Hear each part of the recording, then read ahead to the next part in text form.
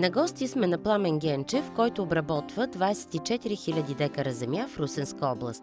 Земеделският производител ни посреща в производствената си база в село Борисово. Разказва, че основно разчита на хибридите на Lima Grain.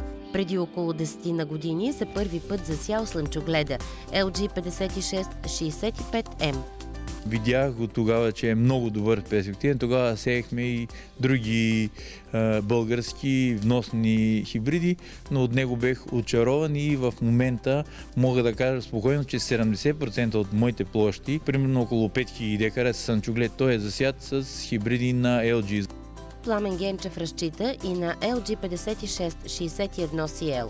LG 5631CL+, както и на новото попълнение в Clearfield Plus технологията LG 5671CL+, от който получил най-висок добив. LG 5671 CLP е познат на фермерите от миналата година. Хибридът е с подобрено маслено съдържание спрямо масово разпространените до момента хибриди на Lima Grain и представлява качествено нова генетика. Хибридът е устойчив генетически на синя китка от всички познати раси в България. Има висока маса на 1000 семена. Подходящ е за отглеждане във всички региони. Възможната двойна употреба за масло и ядка е още едно предимство при реализацията на продукцията. Годината не беше много благоприятна. При нас имаше една градушка на 24 май, която унищожи всички слънчогледи, имаше по тях нараняване, наложи се допълнително фунгицидно опръскане, както и за хибридите на LG, така и за конкурентните хибриди. Всичко беше поразено, но се оправиха и жънах едни прилични добиви, които за мен са добри. Най-големият добив, който постигнах от слънчоглед, говорим за среден добив от 500 000 декара, не конкретни опити на 3 на 5 декара, е 340 кг от LG 5671. Същите добиви прилични жънах и от 31, но там вече е с 20 кг, долу около 320. Същите добиви имах и от 56-65, които са около 320 кг от декар, но при него разходите са малко по-малко и затова рентабилността е доста добра и може да се каже, че са на едно ниво с 56-71. От другите конкурентни хибриди, които сях на други фирми, аз пробвам на всички, което излезне нови хибриди, защото да разберат в региона кои най-добре се отчитат и кои най-добре дават при мен. Нали. Сега това, което са дали на други места из България, за мен не е толкова актуално, а е най-важното, което ще даде при мен. И аз установих, че тази година най-добрите добиви са от LG.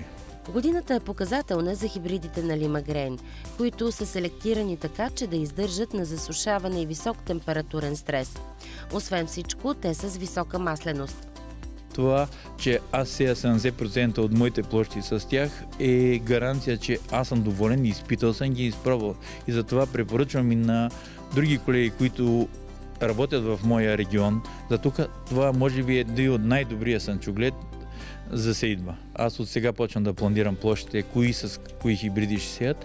Основното за сезон 2017 при мен ще бъде LG 5671. Също ще сея и стария, но добре изпитан хибрид 5665M. Пламен Генчев постоянно преоткрива качествата на царевичните хибриди на LG.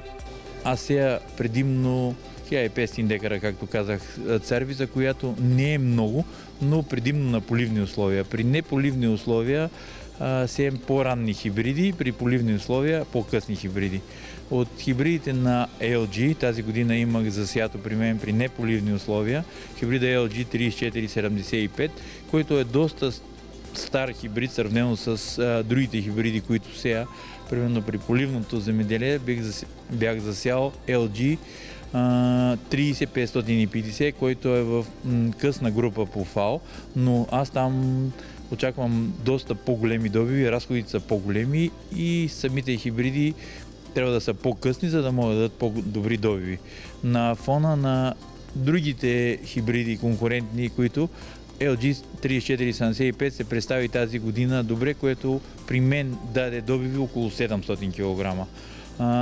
при други години съм имал и 1100 кг добиви от самия хибрид, но тази година говоря, че беше много суха и за това при другия хибрид LG 30-550 се отчете доста добре, защото той беше при поливни условия капково напояване, там имаше добиви около 1400 кг.